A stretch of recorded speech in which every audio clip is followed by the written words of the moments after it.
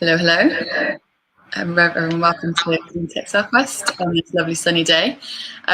Appreciate everyone taking their time out, considering it is absolutely beaming outside. So yeah, much appreciated.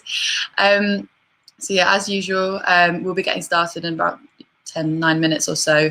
Just thought this would be an opportunity for everyone to get settled, make sure they've clicked all the right login links, everything you need to do. I know that online events are jumping through a fair few hoops. So yeah, get yourselves comfortable, have a cup of tea or maybe a cold drink, because my flat says it is 27 degrees right now in my flat, so I'm not drinking any tea. But yeah, you're in the right place if you're looking for Green Tech Southwest, and if you're in the wrong place, I think you should stay, because we've got very, very good talk from George Sandilands today from Spherics. So I'm really, really looking forward to this one. So those of you who are familiar with the format and the structure, feel free to put me on mute or do whichever. But if you are if you are new to the group and just need a little bit of what am I actually expecting today, then stick around. Yeah, Hannah's sympathetic to my. I'm also moving house at the moment, which means that it is lots of heavy lifting in running up and downstairs, so it has not been good that it's this warm. But I'm not complaining in case something happens. If it's raining tomorrow, that was not me. But yeah, those of you who are just a bit new or just love a bit of instruction, stick around. We'll be getting started at past. So usually we do a bit of an introduction and just tell you a bit more about the group and what we've got in store for you today.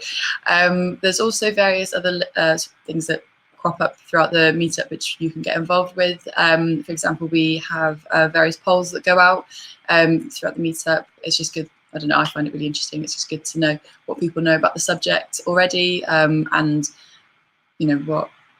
what else can what else people can bring to the table there. So yeah, they'll pop down. There's just like a little bit on the right hand side of your screen. We also have a sort of Q&A session at the end. We do try to pick up as many questions as we can in the comment section, but it's really helpful if you pop them in the ask a question section. That means we can just sort of rattle through them at the end. And then also what this means is that if there's a question that you see in there that you particularly like, just give it a little upvote, and it means it's more likely to get asked. Well, no, we try to rattle through them all, but it means that there's ones that loads of people are keen on, then we can get through them quick sort of first. So that's pretty useful. But yeah, as I say, we do try to sift through the comments as much as possible to make sure anything picked up there is asked as well. So yeah, we love the comment section here at Green Tech Southwest. It's really, really great. It's nice to see so many of you engage in it all the time. It's so nice to see how many people share their knowledge, their experiences, helpful links, tools, articles, everything you can think of. It's been found in the comment section here. So yeah, so if there's anything that you think that's could be of use to anyone or might be of interest or relates to the talk in any way, just chuck that in the comment section, and I'll make sure that that's all grabbed at the end and made available to everyone following the meetup, as well as the recording of the meetup as well. So if you want to sort of share it afterwards, rewatch it, or just save it for a rainy day, whatever, it's available for that as well. So yeah, I'm Ellen, just for anyone who's just logged in the last few minutes. I'm one of the co-founders of Green Tech Southwest, just doing the standard preamble while everyone gets themselves sorted. If you want to introduce yourselves, feel free, just pop your name down in the comment section, where you've come in from today, what you do, whether you've sort of been to one of our events before, or what brings you here today. All of that, we love it. Even if you want to just tell us what you having for your lunch or whichever. Just sort of, we like to create as much as a sort of physical meetup feeling as possible, as we've been over a year now been online. So yeah, we're just trying to keep it as community based as possible and make you feel like you're not just staring at me jabbering on all the time. So yeah, feel free to pop down your name, what you do, where you come from. It's all good. We also do something called a 6-second intro, which is just where, as I just said, we are trying to make sure that this is a sort of community group and as community led as possible. So if you have anything that you'd like to share with the group, whether that's you've got a project that you're working on that you need some help with, or could use some, for example, people to try it out. That's actually happened with greener hours we had on last month, a lot of people, our members actually ended up being part of their pilots tryout, which was really, really great. And then, yeah, or if you've got anything that you just want to shout out about yourself or the company you work for that's green related, humble bragging is more than welcome here. As everyone's doing some really great stuff, and if it's got to do with climate action and green tech, then the more the merrier. So if that is something that you'd be interested in, we just invite you on screen for about 60 seconds, and yeah, let you say what you like, say your piece basically, and then after you've done that, we take your contact details, like an email address or whichever, or how you want people to get in touch with you, and then I again make this available so that if anyone wants to follow up with you, that is possible. And yeah, if anyone, for if there's something been missed, or if anyone says, oh, I really want to get hold of this person, just drop us an email at greentechsw@gmail.com, and we'll be able to put you in touch, because yeah, we love knowing that people that you've met in the group have helped each other, so that's great. So yeah, just pop your name if you do want to do a 60-second intro. Just pop your name in the comments, and we'll mention it in the comments, and we'll grab you on screen when Hannah's ready. And yeah, just give yourself a little shout out, basically. So yeah, we're looking to get started in about 2 minutes or so. If there's anything that people think are worth mentioning, like I said, I've been saying, just pop them in the comment section, and we'll try and pick it up as much as possible. And yeah, really looking forward to today. As I said, we like to do like a Q&A session at the end, so that if you do have any questions for George or myself or Hannah or Mike, but that tends to be slightly less, just pop it in the ask a question section, and then during the Q&A we'll try and read as many out as possible. And then whatever, once the meetup ends, usually the speakers are kind enough, and George is today, to sort of stick around for a bit longer and answer some of the questions that weren't able to be answered in the first instance. But as I said, if you need to shoot off, I appreciate many people have lunch breaks and that sort of thing. So yeah, we appreciate you taking the time to come with us today, but really looking forward to this one. And yeah, like I said, we'll be getting started in a minute or so. It's just yeah, like I said, we'd like to make sure that when people come into this bit and getting themselves registered and stuff, they're not just staring at a green space. So I've been the designated tumbleweed girl, as you might have gathered by now. But so yeah, we hope you're all doing well, and looking forward to this. I was going to say as well, if we are also looking for new speakers, which is something that if anyone's interested in doing, we would love to hear from the community to see if anyone is interested in speaking at one of our next events, sort of from October onwards. And yeah, we'd love to hear from anyone. Awesome. We've assembled, haven't we? We've assembled, yeah. We should have some sort of catchphrase or something. It's not Avengers Assemble, it's Green Tech. We need a theme tune, right? We do. That would be nice. If anyone's musical and fancies it, let us know. I think they keep maybe making us a little bit mad, speakers and jingle producers. Cool. Well, it's bang on 12:30, and we do our best, don't we, to be as punctual as we possibly can. I'm just going to share our slides.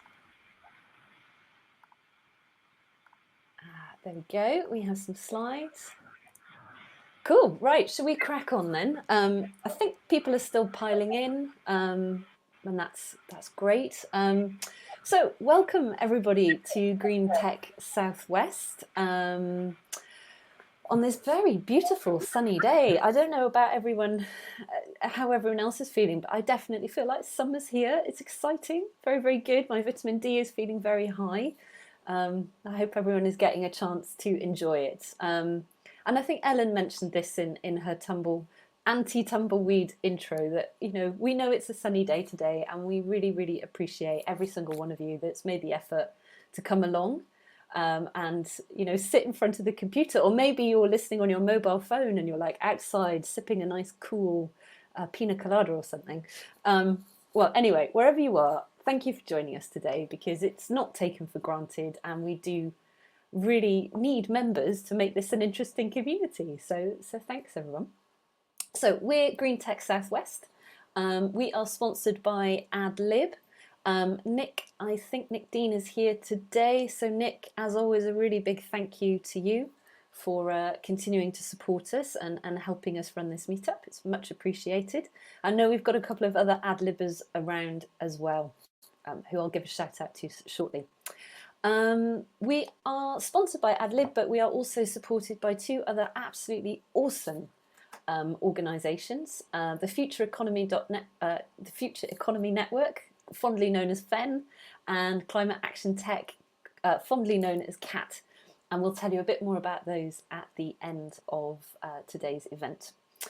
We are pretty active on social media. Me, Mike and Ellen make a pretty big effort to post interesting content and keep conversations going in between our meetups. So if you are on Twitter, you can find us at greentech_swest.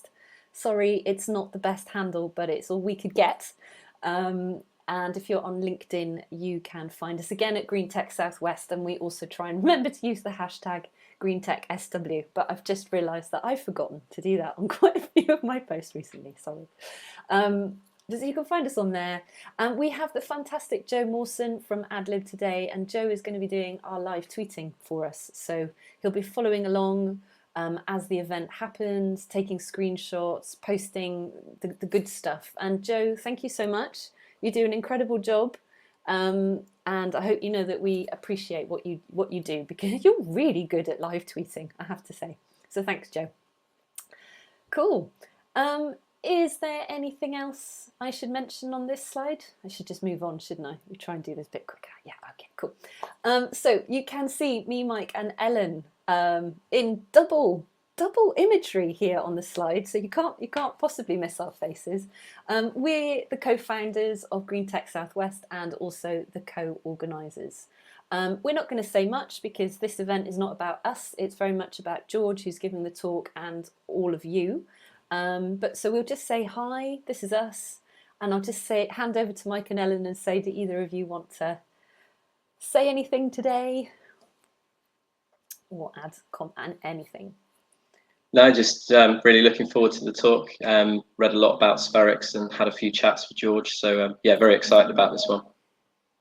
Cool. And Ellen, you're probably, do you want to jump in? I know you do all the tumbleweed stuff. So Surprisingly not talked out. No, I'm joking. No, I won't be subjected to be much longer. But looking forward to the talk. Really, yeah, what a day for it. And yeah, great to hear from George. And do you know what? I'm so excited because I'm just looking at the comments feed, and like, there's loads of you introducing yourselves, saying hi.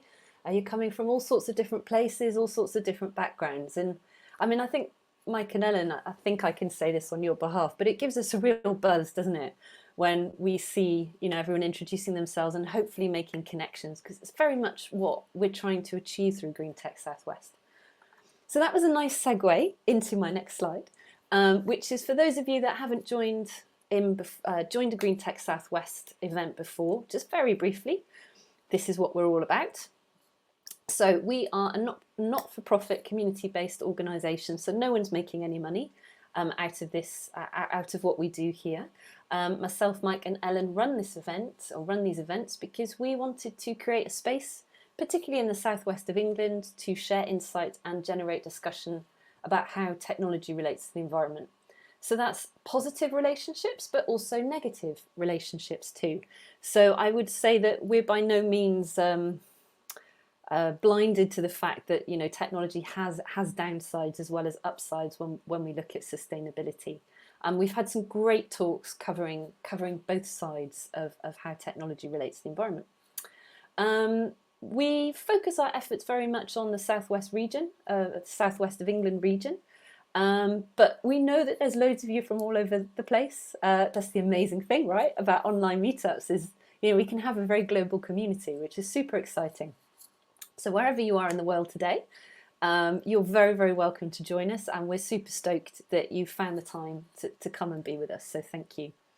And also, I think just one other thing to say before I move on to the 60-second intros, we make the best effort we possibly can to make these events open and inclusive. It's possibly a little bit easier maybe to do these things when we're not all together in a room, But we do have a code of conduct, and we do have a group constitution, which we regularly review and keep on top of. So I think Mike, as Green Tech Southwest admin, I think you just posted links to those, but it's disappeared up the chain because there's so many of you introducing yourselves, which again, it's awesome. It's so exciting to see you all here today. So anyway, we just want to say that wherever you're from, whatever you know about sustainability, whether you work in technology or not, you're very, very welcome to this meetup, and we are super glad to have you here with us today. So thank you. Okay, so that's a little preamble done. Community 60-second intros then. So Ellen mentioned those. So for those of you that were here early, you might have heard Ellen mention about these. Just a quick recap. This slot is kind of meant to feel a bit like if you were in a pub or in a room together. This would be a little bit like jumping up from your chair and sort of saying, hi, I'm Hannah, this is what I do, and I'm working on XYZ, and I thought I wanted to tell you about it. So you can share things like a green tech project or initiative you're working on. Maybe you want some help or guidance, and we have some very knowledgeable people in the audience today. We know many of you. We know that a lot of you really know your stuff. Or maybe it's just a knowledge or resource that you'd like to share with others. So if anybody is keen to take a 60-second intro slot, tell us in the comments now. The comments seem to be moving quite quickly, so I've been trying to keep an eye on it. Mike and Ellen, have you seen anyone pop their hands up today? Not other than Pete. Pete's just popped his hand up. Oh, Pete, fantastic. I'm excited to hear what Pete's up to at the moment. So shall we introduce Pete, and then we have Andy as well? We usually have time for a few, so if anyone else wants to take a slot, you're very welcome to. So let's introduce Pete on the screen, and Dan. There we go. It's like you have this awful tumbleweed, don't you? And then everyone comes along at once. Great. Lovely. Thank you, Pete, Andy, and Dan. We will invite you shortly to the screen. Pete, good afternoon. Oh, hello. Good. How are you doing? Oh dear.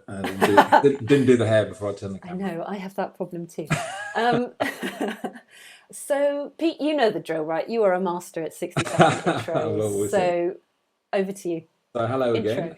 You may remember me from the Sustainable Technologies Business Acceleration Hub, which wrapped up at the end of March. And I did say then we had a new program coming. Here it is. We have the West of England Sustainable Technologies Scale-Up program. So we're looking to support startups and SMEs in the region who are developing a sustainable technology or looking to start their sustainability journey and looking for some guidance and input. So usual, similar story to last time, 3 planks. We have some business support, which comes in 2 forms, a workshop called the Sustainability Workout, which is all about taking sustainability as the core innovation driver and how that plays out with your company's business model and technology. We also do bespoke business support. My colleague Laurent, who's also here, he's the clever one. He's got the PhD and he's the link into the university research community. So again, we're looking to build that bridge between companies in the region and the University of Bath researchers to help you on your sustainability path in whatever way we can. And lastly, we're back with some networking of our own at some point in the future. So we'll let you know more about that. We have a twinkle in our eye about trying to use our networking to help develop the circular economy in the region and do a bit of matchmaking between companies to see if we can help things along in that way. So a bit of an experiment, but we're all up for that. And that's supposedly me for the next couple of years anyway. So that was it. Hopefully that was in time. That was pretty good. Nice one, Pete. I'm excited to hear about the networking stuff because I've been along to some of your events before and really, really enjoyed them. Thank you. And I think what you guys are doing is awesome. So thank you. Thank you. Thank you very much. And you know the drill, right? Share all the links in the... Yeah, it's all on chat already. I think Laurent got Brilliant. in first, so he's actually... Excellent. But he is the clever one, as I point out. So. Brilliant. Pete, absolutely awesome to see you today. Thank you very much. Again. All right, cheerio for now. We have Andy on screen. Now, Andy, let's hope sometimes your internet can be a bit... Ooh. Yeah, hi, I'm here. I hope you can hear me. We can. We can't see you, but maybe that's intentional? Never mind. No, I don't know why that is, but anyway, just a quick 60-second pitch. Andy from Business on Purpose, a regular and fan of Green Tech Southwest. I help companies go through their B Corp assessment, their business impact assessment. And in doing that, we're helping them improve their social and environmental impact. There's a number on the call that I recognize who we've been helping with that. Regular contact with Future Economy Network and George at Spherics. So really looking forward to hearing everything that's said today. But if there's anyone interested on B Corp of any description, feel free to give me a shout. Thank you. Andy, that was masterful. That was actually 46 seconds by my countdown here. So well done. And it's great to have you along today. Thank you for joining us, and thank you for all the support that you give our meetup. So I think Andy's internet is maybe a bit in and out. There we are. We can see you. Awesome. Thanks, Andy. Okay, awesome. So Andy, you know the drill. Stick your links into the comments thread. Right, now we had a couple of other people. Who else did we have? We had Dan. So look at that. It's like magic. You appeared as I said your name. Fantastic. So Dan, welcome. I don't think you've done a 60-second shout out with us before. No, this is my first time at the Southwest Green Tech. So yeah, all very new, and so I'm completely unprepared. But I thought, well, what the heck, you know? Always the best one. So we'll hand over to you for 60 seconds. And look, massive welcome. Thank you for joining us today. It's really great to have you along. Over to you. The floor is yours, my friend. So our business is CanCan, and we are a circular economy startup business. We're based in Bristol at the Paintworks, and we've been working for 3 years to build what we refer to as a sharing platform. And what we do, we allow consumers to borrow and return kind of low-cost items, and through our system, we allow value to be set against those items.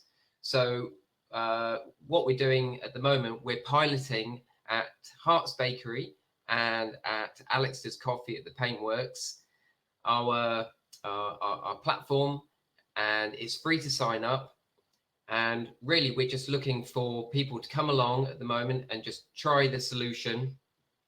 And we're going to be launching it live in July, when there will be a time-based penalty if you don't return those items within a week.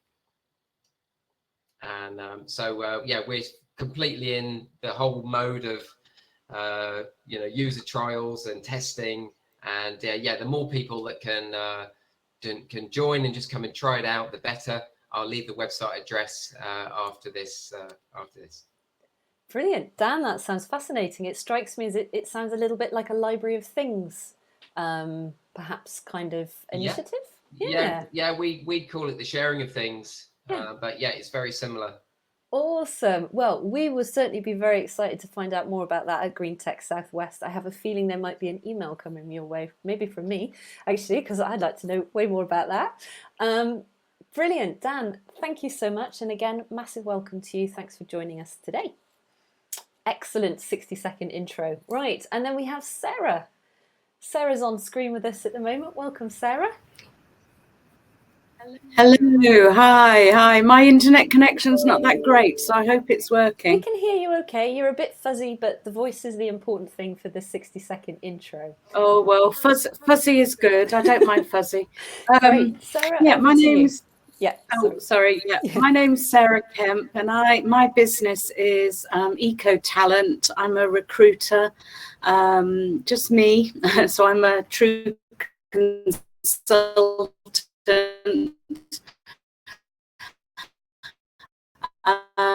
And I'm working with sustainability companies. Is that okay? Sarah, I'm ever so sorry, but your internet kind of cut out. So I think we caught the gist of it. We heard that you said that you were a recruiter, you were working with different companies, and I think you said maybe you were Eco Talent. God. It might be worth turning off your camera, actually, and we'll give you another bash at that. Mike, are you able to turn? There we go. Okay, right, Sarah, let's see if that's any better. Do you want to just say a couple of quick sentences again, and hopefully we'll be able to hear you this time? Yeah, sure. Yeah, sorry about that. I'm not in the southwest. I'm near Cambridge, but I did go to Bristol Poly back in the day, so I do have some connections. Yeah, just to recap, I'm Sarah from Eco Talent. I'm a sustainability recruitment person. So I'm working with sustainability companies or on specific sustainability roles. And yeah, I recruit nationwide and across all disciplines. Fantastic. Thank you so much, Sarah. Great to have you from Cambridge as well. I presume you're probably aware of the Clean Tech Cambridge community? Yes, I am. Yeah. Thank you for that, Nick. Yeah, we've a few Cambridge people that come along. Anyway, that was a perfect 60-second intro, and thank you for bearing with us and doing it the second time. Technology can be a real pain in the butt sometimes, can't it? But you handled it brilliantly. Thank you very much. Great. Thanks, Sarah. Lovely to meet you today. Right then, folks, that was a nice array, I think, of 60-second intros that we had. We'll move on. Feel free to continue to use the comments throughout the rest of today's event if you feel that you have anything to say. So I'm going to move us on a slide, and Mike, I'm going to hand over to you, and hopefully George is going to pop up on the screen any minute now. There we are. Oh, so slick today. George, welcome. Me and Ellen are going to disappear and leave you and Mike to get the show on the road. Great, thanks guys. Great, thanks Dana. Hi George, how you doing? Very well. Need to share screen. Good stuff. We're just organising ourselves here. Just bear with us. Yeah, thanks for joining everybody today. I know it's a lovely day outside, so I appreciate you being inside to hear me talk. Great stuff. Thanks for coming, George. I'll get off screen, and yeah, we'll have lots of questions at the end. Just a quick reminder to everyone, if you can, just pop those questions in the Ask a Question section. We got some polls running as well, but yeah, over to you, George. Great. Can you see that okay, Mike? Yeah. Yeah, all good. Brilliant. So yeah, thanks for everyone coming today. I am George, CEO and co-founder at Spherics. We're a Bristol-based for-profit social enterprise building a climate tech solution. A lot of people on the call that we recognise. Hi to Pete, hi to Simon, hi to Andy, hi to everyone.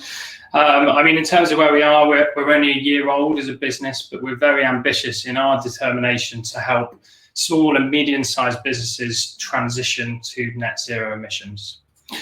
So firstly, I'd like to start with a quote from a great book, The Future We Choose by Christiana Figueres and Tom Rivett-Carnett. Citizens of the world, but more especially in the global West, significantly underestimate the rate of change which is coming in the environment that will, in a matter of decades, affect everyone's lives and livelihoods. Climate change is unlike any other challenge we have faced as humans. I find this, therefore, the most exciting opportunity that confronts me, whilst also being humble about both my ability to make change and the grand challenge at hand. I think this picture is an interesting representation of the possibilities ahead of us. There's a lot of reason for alarm, but there's also a lot of reason for hope and optimism. So a bit of global framing. The IPCC special report in 2018 stated that in order to limit warming to 1.5 degrees with no or limited overshoot, net global CO2 emissions need to fall by 45% from 2010 levels by 2030 and reach net zero by 2050. Now, as a country, as a global society, we are nowhere near achieving our shared international ambitions. One other thing to note here is that action in one area or region will not work on its own. Actions that one company take, or one industry, or one country will not make a difference. And we need the organisations of the world, that's at citizen level, at business level, and at governmental level, to work together. And whilst this sounds like a grandiose challenge, disconnected from you and your daily life, everyone listening to me today has the ability to create a movement towards the change that we all need to see in the world. It's quite simple, really. We need to be the change that we want to see. Now, this change we're talking about is huge in terms of industrial change. It's bigger than the Industrial Revolution and in a fraction of the time. And whilst there are a lot of levers moving in the right direction, the vast majority of society, in our opinion, both in the UK and abroad, does not recognise what net zero means for their life. So it's our responsibility to do more than the average and everything we can to promote the actions that are needed to reduce or remove the carbon footprint of humanity. Now, as well as the damage to the planet, the climate is already killing humans at a dramatic rate, as I'm sure many of you know. In 2018 alone, pollution from fossil fuels killed more than 2 times the total current world deaths from COVID-19, and there were no lockdowns, no change in pace. Now, this isn't necessarily on our doorstep, but we are all indirectly responsible, both as citizens of the planet, but more especially as the citizens who buy the products, goods and services produced elsewhere. So in terms of Spherics, why are we concentrating on small businesses? So SMEs, according to an EU report, are responsible for 65% of emissions in the UK. Now, this figure is similar across the world.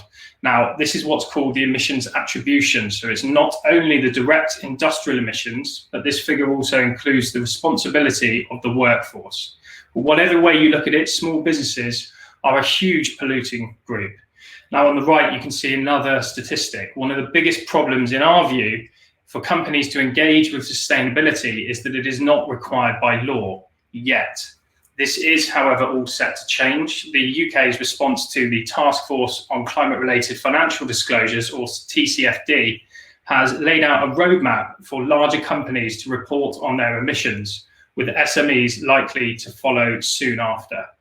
I'd like to point out that organisations above 36 million turnover are required to report under the streamlined energy carbon reporting structure, but in practice, this reporting falls way short of being suitable to a low carbon or net zero economy.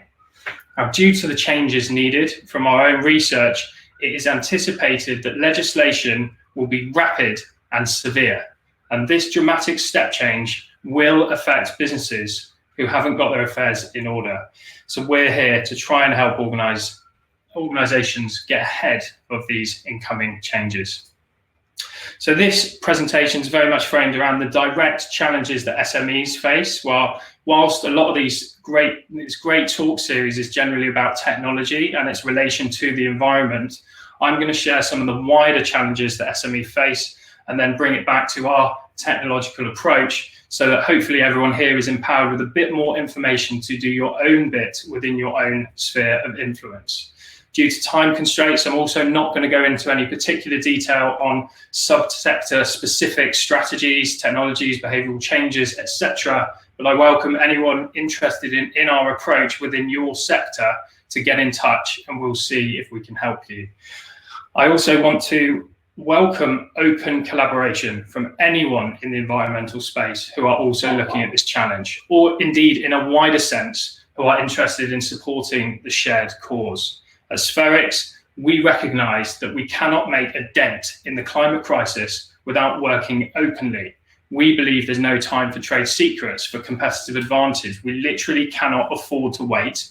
And in our view, contextual knowledge, data, methodologies should be openly available, and we should all be collaborating on a single solution rather than countless. And on this, we are in the early stages of building a working group of consultants and technologies to open the data models that we use and work towards a new standard, likely in partnership with Icebreaker One, the open energy data specialists, and the British Standards Institute, hopefully taking the form of a publicly available specification or pass specifically relating to SMEs and the accounting of carbon. So a little bit about supply and demand. So cross-departmental government procurement, the largest purchaser of SME goods and services in the UK, has now committed to net zero by 2040. Other leading global organisations have set similar ambitious goals. You hear it on the news all the time. However, most of the changes required to adhere to these targets are within their supply chains. The biggest problem, or certainly one of the largest problems for all these large organisations, is that without reducing their supply chain impact, none of them can achieve their targets. Now, recognising this, the government even this week has published a paper via the Crown Commercial Service, now requiring all companies tendering for government contracts over 5 million value to present an action plan to get to net zero. Now, history will tell us, unfortunately, that large companies tend to force the action that they need from suppliers in procurement. So SMEs should be ready for larger organisations to begin demanding more and more environmental compliance. And based on our research, again, this is likely to be last minute and severe, unfortunately. History will also tell us that these large organisations do not want to face the financial burden of the supplier chain transition, but instead they will set a minimum threshold and work with companies who can comply or who can afford to comply. And this is unfortunately going to mean a lot of small businesses will lose out because they did not act quick enough.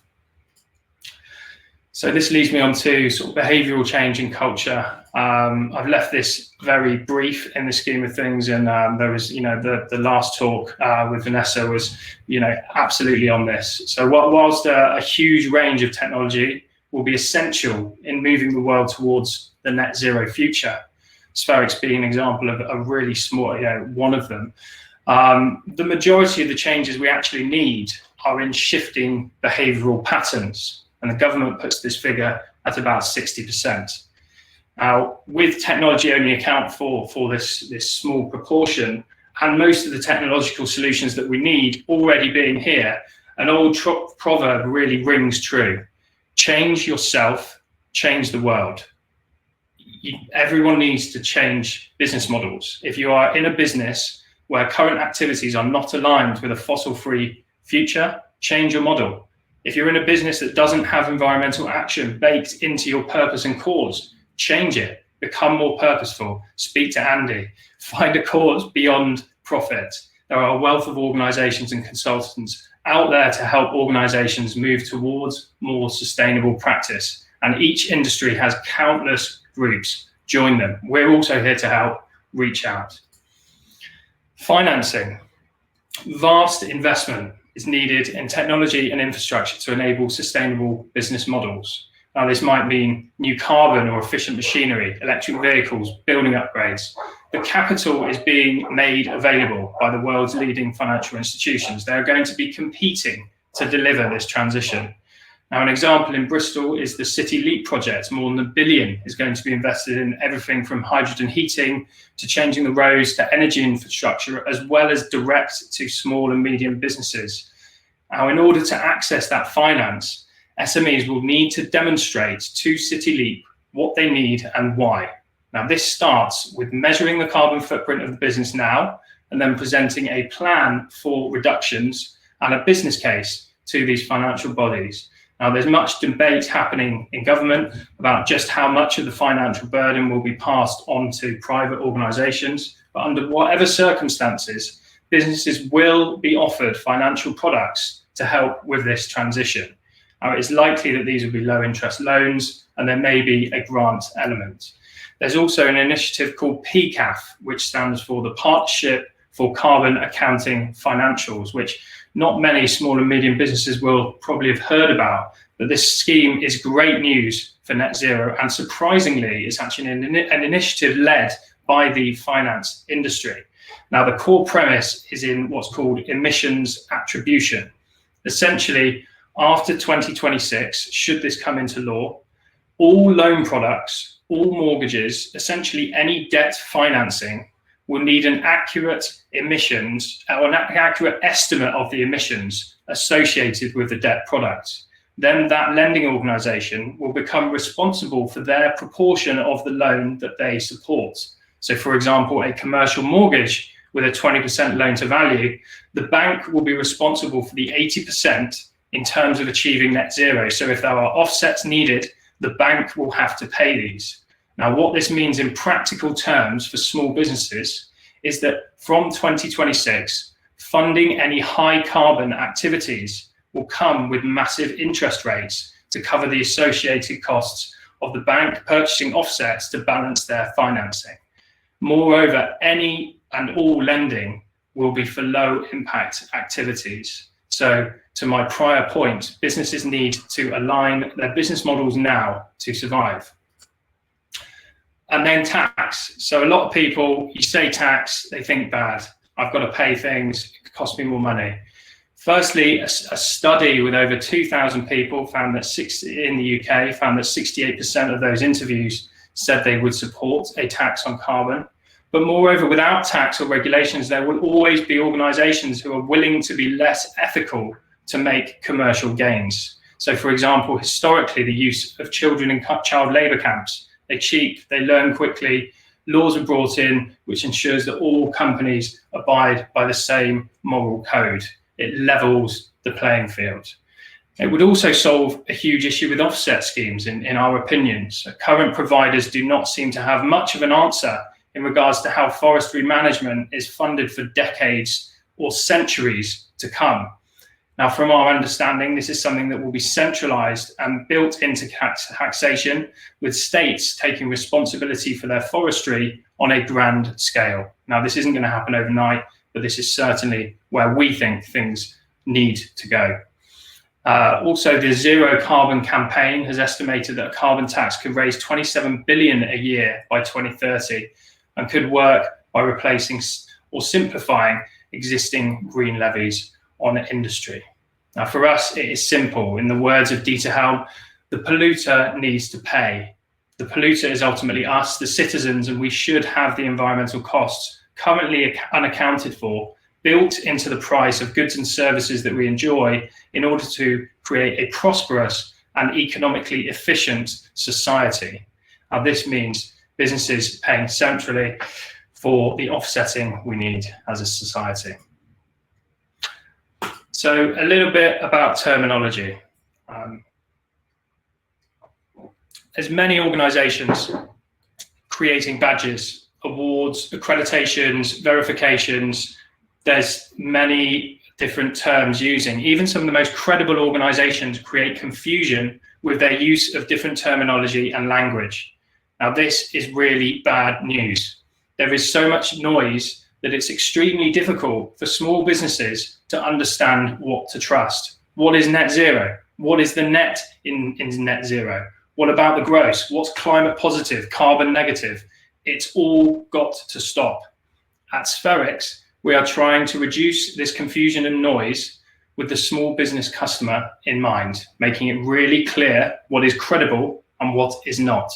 Furthermore, there are plenty of ways to provide, plenty of providers offering offsetting and planting forests. Now, this is great in principle. Any amount of additional carbon sinks are useful, and any activity that promotes planting trees, in our view, is a good one. However, as a business, if you are offsetting an arbitrary figure without accurately calculating your emissions first, this could add to confusion and spread the wrong message about accountability. It's really important companies follow a robust methodology when approaching environmental sustainability. Otherwise, you create a problem and you fuel greenwashing. Further confusion is what's called the 3 scopes of emissions. So the globally accepted framework for carbon accounting, the GHG protocol, outlines 3 emissions activities, each with separate responsibility.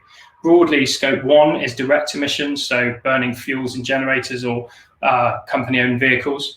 Scope 2 is indirect emissions, such as purchased electricity. And scope 3 is everything else. It's all the goods and services purchased and sold. Now, in order to achieve a net zero world, all businesses will need to step up and take responsibility for their full value chain emissions, upstream, downstream, scope 1, 2, and 3. Now, there's been a fair argument that it is difficult to track scope 3 emissions. This is something at the core of our mission at Spherics. And for that reason, a lot of the most promoted tools from some really credible organizations fall way short of accurately accounting for company emissions. For example, the Carbon Trust's SME calculator asks for fuel consumption, electricity consumption, and air conditioning unit top-up in order to build a carbon footprint. Now, in our opinion, the idea that this accurately measures a company's impact is seriously outdated when confronting the net zero future we all require. It is no longer possible for organizations to use historic methods of carbon calculation or to aim for anything less than net zero.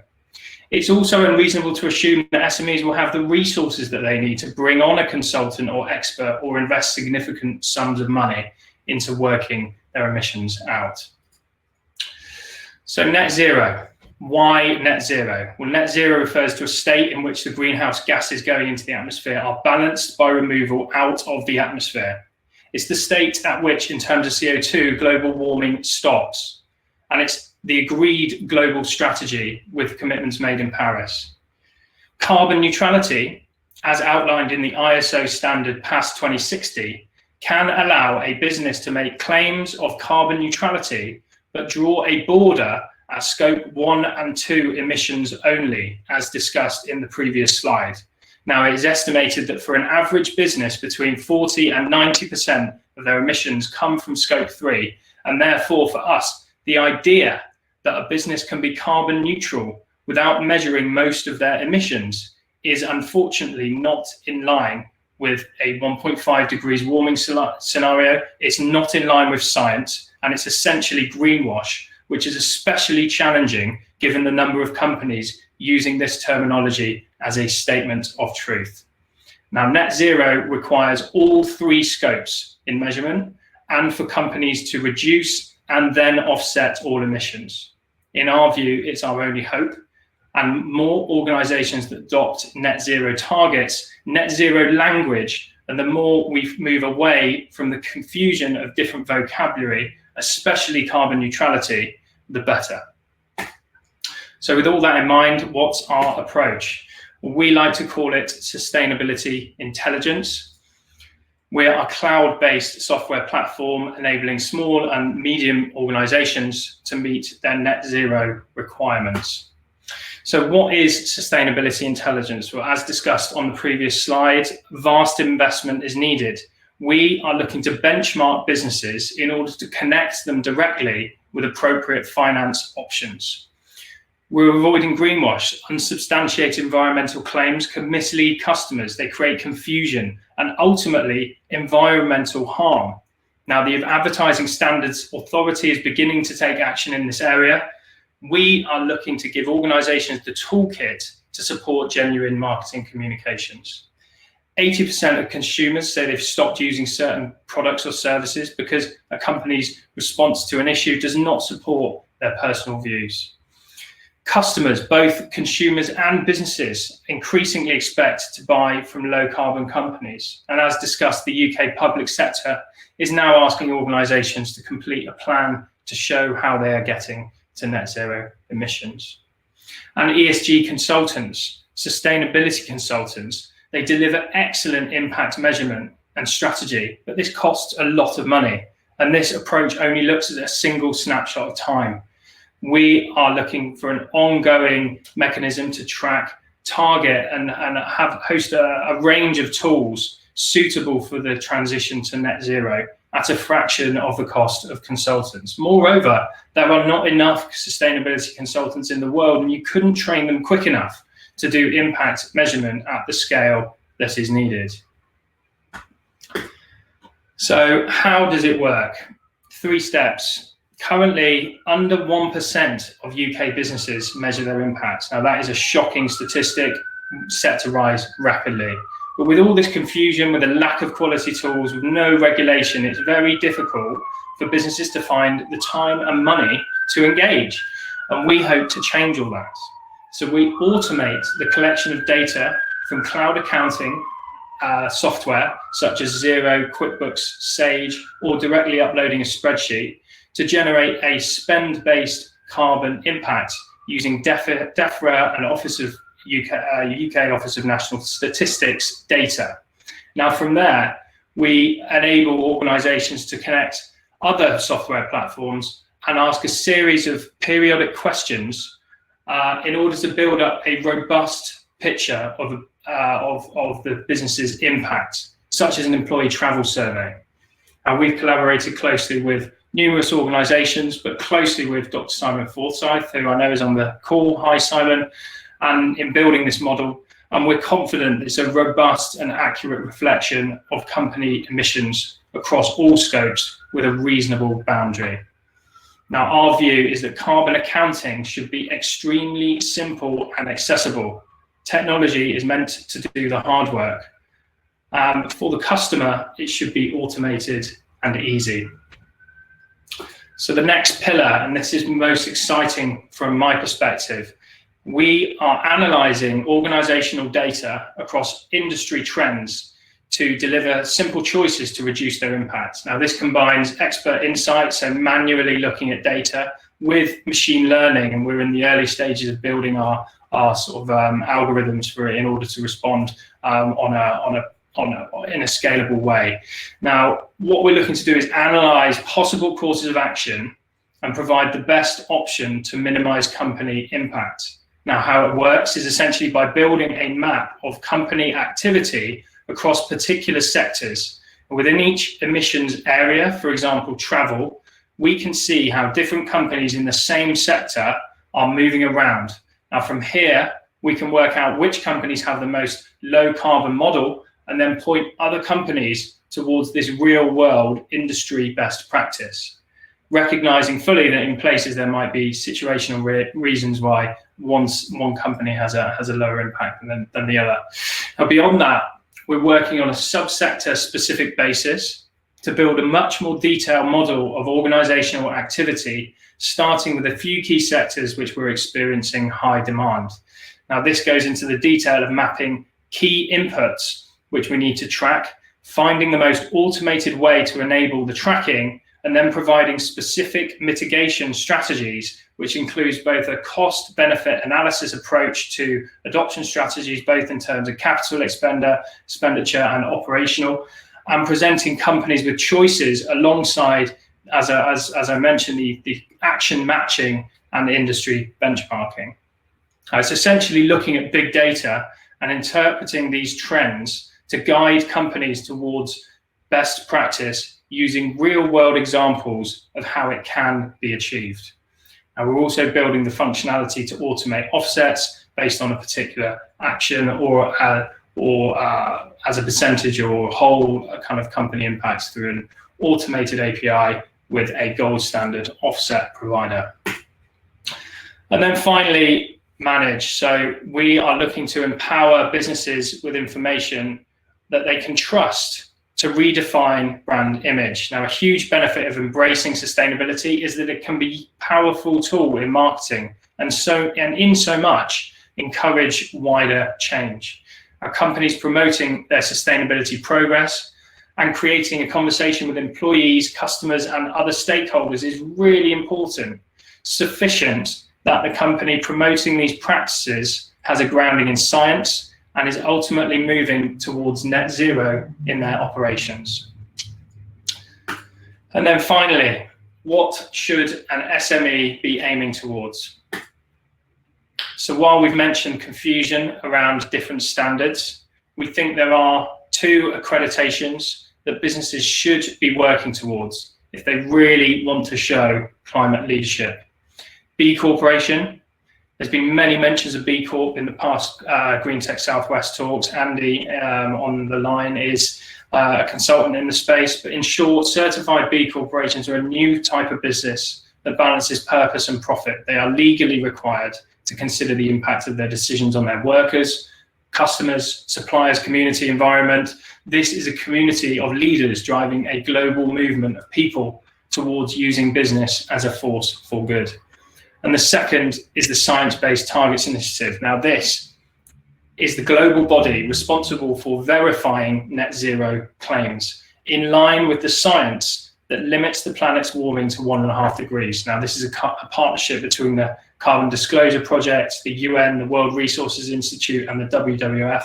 And in our view, this is the best option out there. It's the highest possible climate achievement available for businesses. You set a target, you have your target verified. This goes well beyond the environmental requirements of even B Corp in terms of direct efforts to reduce carbon emissions and in turn, global warming. And we're automating, or in the process of automating, the application to the Science Based Targets initiative, and we hope that soon our customers will be able to align with this standard without leaving the platform. And then finally, I think it's important to acknowledge that technology alone will not save us. It is not a golden ticket.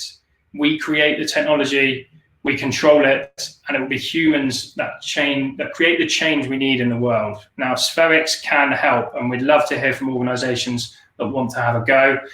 Our tool, however, doesn't do sustainability for you.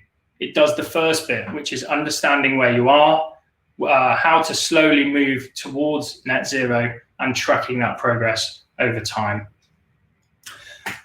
And then finally, I'd love to open the floor to anyone to contact me or the team. We're currently able to deliver our software for free through government funding via Innovate UK. As a caveat, we do have a large backlog of users, and we're working through this demand to get everyone into the platform. So if you do get in touch, please anticipate a delay of a few weeks minimum, but we should have our self-serve sign up opening soon once we're ready to scale.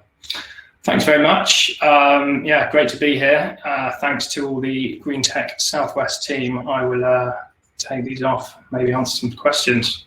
Fantastic. Thanks so much, George. That was absolutely brilliant talk, and what an incredible tool. If we can have a round of applause in the comments, that'd be great for George.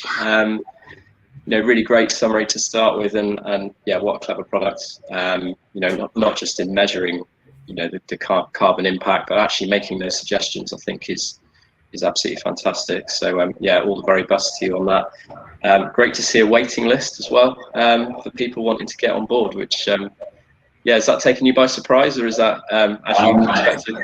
I mean, to be honest, my background is not. I've only recently made the transition to a kind of tech business, and for my prior life was in a kind of event production business. And it was really through that we recognised our own impact, and we looked for the tools available on the market, realised there really wasn't anything fit for purpose, ended up building our own. So in terms of recognising demand for a product like this, it's just something that came to us because we saw a need for ourselves, and then as we've started speaking to people, we recognised that actually there's an awful lot of organisations out there who need this kind of thing. So it's really humbling that people want to get involved, and again, we'd love to hear from anyone who wants to get involved at all. Fantastic. Make sure you do contact George and follow up with that. Brilliant. Well, we've got some good questions through. So I think what I'll do is I'll put a couple to you now, George, and then I'll invite Hannah back and we can carry on a little bit after that. So thank you everyone for your questions. So if I dive in, the first one's from Alex, who says, you talk about collaboration and being completely open. This is refreshing. Does this mean you're going to be releasing your code under an open source license for the community to critique and improve? Right now, code, no. Methodology and full explanation of what we're doing, yes. There is a really great team in Denmark called Tomorrow. I would invite anyone to check what they're doing out. They actually were moving forward with a product similar to ours, and they wrote an interesting article on their socials around why they're stopping development of their product. I agree with some of their points, disagree with others, but it would be interesting if you want to have a look at a code base. We've certainly taken inspiration from what they're doing over the last couple of years. Great stuff, thanks for that. Got a couple of questions in one here from Diana Finch. So are you looking beyond the carbon cycle to other areas of virgin material use and the creation of waste and pollution? Yes, in short. So we are an environmental tool. We absolutely have the ambition in the future to be an ecological tool as well. So one thing that is extremely difficult to do, but we're beginning the journey of, is how does one quantify, for example, changing a company car park into a wildflower meadow? How can you quantify the local biodiversity benefit? Now, this is something that is, this is years away for us in reality, but this is where we want to be a holistic environmental toolkit. To that note, we're not looking at kind of social or governance in terms of like the wider B Corp stuff. We're purely environmental, and we always will be, as far as I'm concerned. Great stuff. Yeah, thank you for that. And just finishing her question there. Also, would you agree that offsetting, for example, planting trees as a solution oversimplifies the situation, and that net zero is therefore not enough either? I think that's a very good question. I think my personal views is we all face a huge challenge, and the Science-Based Targets Initiative, with its shortcomings, is still the best global framework right now for moving towards net zero. To your point, yes, there is some shortcomings with offsetting. Can you plant trees quick enough? For us, as long as an organization your process is measure, then reduce, then offset, and as long as that reduce is if you're really getting to the minimum that you can possibly be outputting as a business, then offsetting is the only solution we've got for that remainder right now. So I think it's valid. Great, yeah, thank you for that. Question from Livy. We've got, how are you reporting the carbon reduction? Have you thought about aligning your reporting with existing reporting framework, such as energy and carbon reporting? Yeah, we will in time report with the streamlined energy carbon reporting structure. Right now, it's purely it's top line. We're right at the start of our journey in the scheme of things. We are tracking reductions in percentage and mapping that against some available targets, such as net zero by 2030, a 1.5 degree aligned scenario, and giving organisations a benchmark and an understanding of where they are against those wider objectives. But yes, would love to hear from anyone who has particular input on things we should be aligning with. We're not fixed in any of our concepts. Fantastic, thanks for that. Got a question here from Michael Sumner. Is holding an ISO 14001 enough to progressively encourage the business holding the accreditation towards achieving net zero emissions and environmental management? No, I think it's good. ISO create a great framework for moving organisations towards better business practices. But it falls far short, as per my comments around carbon neutrality, that I feel really strongly isn't the right word for the organisation should be using to demonstrate action. But yeah, anything that falls a long way short of what we need seems to me like there's a lot more work to be done. Yeah, fantastic. We'll just have one more from Chris Poynton, and we'll come back to the questions once we've had Hannah back. So just extending Alex's question from earlier, let's just move. Financial accounting relies on interoperation, data standards, and common algorithms. It seems like sustainability accounting will need the same. What are your plans for sharing these? So this as I mentioned, is where we're in the early phases of aligning with certainly led by an organisation called Icebreaker One, and I invite any of you, I think it's icebreaker1.org. They are a really interesting organisation. We're very much a part of the open banking movement. They've now moved into energy, and they're looking at a much wider perspective than us, which is really around consumption. They're looking at the production of energy. There's a huge amount of stuff going on, but we're trying to align with their movement, which is all about opening up the data available and standardizing solutions. So yeah, that for us is our current alignment, but we're very early in the scheme of things. Again, to caveat. Fantastic, thanks for that. Great, and I think we'll hold the questions there. We're just going to invite Hannah back just to tell us about some events that are coming up. But well done so far. I know some of those are quite tricky. Thanks very much. Yeah, you fielded them really well. One other thing to mention is our current website. We're not very happy with. We're soon releasing a much more detailed website, which has got all kinds of information on what we're doing across the board and FAQs and all this kind of stuff. But it's been a long time in progress, so it seems to keep getting delayed because we get really excited about the next feature and then the website gets pushed. So sorry, it's coming. Great stuff. Cool, over to you, Hannah. Thanks guys. George, that was an awesome talk. I really enjoyed that, and yeah, lots of really cool links and extra stuff that you've shared there. So thank you so much. We're gonna minimize you in a second. Sorry, don't take it further. Yeah, you've gone. You've been shrunk.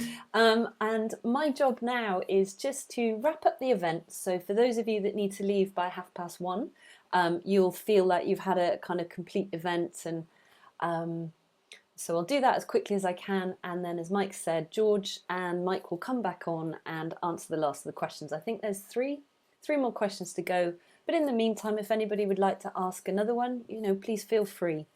We have George here. He's a hard man to get hold of, so we want to make the most of him whilst we have him right now. Okay, so I am just going to quickly share some slides. Okay, so this is where you left us. So, as we've mentioned, we are a community-based meetup. We like to let people know about other cool stuff that we've heard of. This is by no means an exhaustive list, because actually I felt like there was a lot of cool stuff we could have put in the slides today. But here's a few we've picked out. We mentioned the Future Economy Network. They have been a great support to this community ever since we got set up, and we're very grateful to them for their retweeting of our events and kind of mentioning us in various places. If you haven't heard of them, they're Bristol based. They're one of the largest green business networks in the UK. I thought I'd turned my emails off. Let's just turn those off again. They run loads of events. You do need to be a member to join, but there are loads of great topics being covered. And I think there was one mentioned about science-based targets, which is coming up, which I didn't have on the list here. So do check out the Future Economy Network. If any of you are in Bristol and near Gloucester Road, as my neck of the woods, there is the Future Leap co-working space as well, at where Maplins used to be, at the bottom of Gloucester Road. So they have a physical presence as well. Definitely worth checking out if you haven't already. Bristol-based organisation called the Bristol Green Capital Partnership, who do amazing work in Bristol. And if you haven't heard of them, and haven't been along to any of their networking events, I would heartily encourage you to check them out. It's a partnership of over 1,000 member organisations, all working towards making Bristol a sustainable city. For those of you that perhaps aren't familiar with the Southwest, as I know we have a number of people joining us from other places today, Bristol is the Southwest capital, so it's a decent sized city. You're sort of talking 600,000-700,000 people. Depends where you draw the boundaries, because it's always growing. Anyway, I digress. Check out Bristol Green Capital Partnership. Their next Green Mingle session is on Thursday, the 1st of July. I went to their last session in June, and there was an amazing talk from Bristol Water. And I thought it was absolutely brilliant, because it really opened my eyes to a number of things that I'd never really considered if you were managing utilities like water in Bristol. So it was a really great session. This has entered our sort of awareness via Bristol West Network. Business West Network. It's Climate Action Roundtable happening. There are different events happening over the 16th, 23rd, and 30th of June, but they are a chance for open and honest, thought-provoking conversation on what climate action and Build Back Better actually means for businesses in the Southwest. So highly relevant to what George was talking about today. So check out the Climate Action Roundtable if you're interested in that sort of thing. For the techies, or for the more techies like me, or for people that are interested in hot off the press research coming out of our academic institutions, the ACM Compass Conference is happening 25th of June to the 2nd of July. You do have to pay for tickets, but they're really cheap. It's like $15 or $25 to join. So really, really cheap if you're not already a member. And this is a forum for presenting and publication of original research from disciplines that include the growth of sustainable societies worldwide. Sorry, that support the growth of sustainable societies worldwide. And that should cover a range of technical topics such as IT, environmental sciences and engineering. So I wanted to pop that one in there because I thought at $15 to $25 to access the whole conference, that was really worth checking out. And last but not least, I'm nearly done. Climate Action Tech is another one of the organisations that supports us here at Green Tech Southwest, fondly known as CAT. It's a global community of over 4,000 tech sector workers. The main thing that CAT is a Slack community where you can chat and ask questions. They also run their own events called CAT Salons, which are available to RSVP to on meetups. And something that I'm involved in as well is Branch Magazine, which is a website full of amazing articles all about how we can create a more sustainable internet. It's really worth checking out. We're about to launch issue 2 this week as well. So do check out CAT, there's some cool stuff going on there. For our next event, we are super pleased to have Dan Lewis-Tokley joining us from America. So poor Dan is going to be getting up at like 7 a.m. in order to give us our talk. We'll be joined by him on Thursday the 8th of July, thankfully at a far more sociable time for us in the UK of between 1 and 2 p.m. So if you're a regular Green Tech Southwester, just note the slightly later time. It's 1 to 2 p.m. for Dan's event because Dan, bless him, is getting up so early to do the talk for us. So Dan is going to be talking about how green is your cloud, and he's been involved in producing an open source tool for measuring and reducing the carbon footprint of cloud services, so like AWS and Azure, stuff like that. It's going to be a really good one, I think. Okay, so just finishing off, if you've got any feedback, do let us know. You can email us at greentechsouthwest@gmail.com or find us on social media. And last but not least, if you enjoyed today's session and you would like to find a way to say thank you, I don't know, maybe if we were like in a venue somewhere, you might buy the speaker a coffee or a pint, or you might buy one of us a coffee or a pint. This is our kind of online alternative to this. So you can plant trees in our forest, basically. The link is ecology.com, GreenTech GTSW. We've planted nearly 1,500 trees through this community, which is amazing. So thank you to all of you that have planted trees for us, because it means a lot. It really, really does. And so I'm done. We're going to bring Mike and George back on the screen to finish off. We had another question roll in whilst I was chatting away there, so I think we've got at least 4 questions to roll through. For those of you that need to leave us and get back to the day jobs, thank you for being part of our community today, and go well, and we hope to see you soon. Cool. Thanks. Right, back over to you guys to finish off. Thanks very much, Hannah. Where's George gone? Here we go. I made you big this time, George. So yeah, just cracking. We've got 3 or 4 left to go. Thank you for everyone who's contributed to that. So next one from Chris Poynton. How does Spherics connect up with ideas for driving improvements in sustainability, going from measurements to opportunities to interventions? Broadly, we've got a kind of 4-step process. So we take firstly the measurement of the inputs. Now we're trying to automate that journey as much as possible, but sometimes it does require surplus information from the user. That then goes to benchmarking. So from there, they are given an understanding of where they are in comparison to suitable industry metrics. So I am X% above or below industry average for X. With that information, they are then given mitigation strategies. Now they form in sort of 2 broad categories. One is the generalized content-based sort of, here's the top things that you can do in a particular thing, such as energy or travel. The other is where it's actually we've analysed the organisation, and they've been sent direct strategies that are suitable for them. So as I said, this is being built out on a subsector basis because it needs to be really specific. It's not something that we're going to get, you know, we're not going to have a perfect solution in every industry for years. But what we are working at the minute is in the construction industry. We're also looking at the agriculture industry and medical. As when I say medical, that covers everything from kind of NHS primary care through to pharmaceuticals, etc. And we're looking at what are the inputs that we need to track, what are the available behaviours and technologies that can reduce impact, and then how can we match company profiles with these solutions through the using our tool. So that's really what we're working on. As I said, it's early days at the minute. It's kind of mostly content led. Kind of here's a load of things that you can do. That said, there's different. You know, if a company is reporting over average energy use, then they'll be sent particular messaging.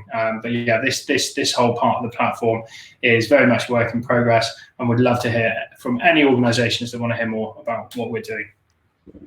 Perfect. Yeah, thanks very much for that one. Great. Another one from Alex.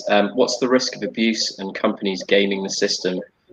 Is there a margin of error involved in the results? Yeah, so we've got what we call our Spherics score system.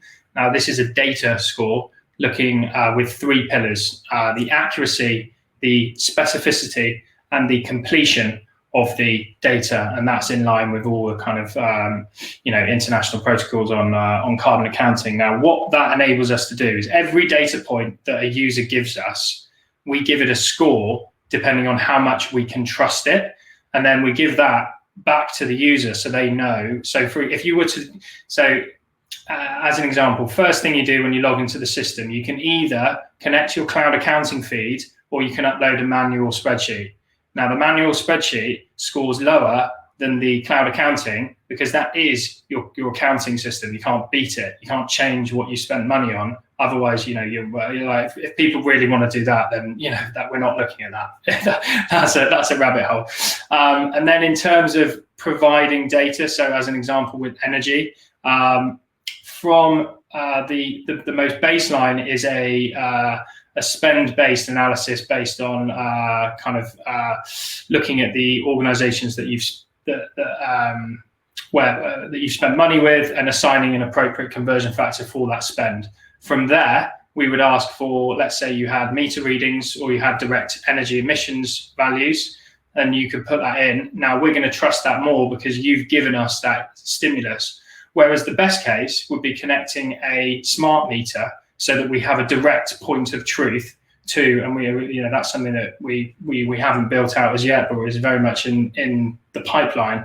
Is we're at all points we're looking to try to get to the ultimate point of truth where you can't game the system, and the way around that is as I said is in this data quality scoring to give organisations an understanding of how much they can trust their data.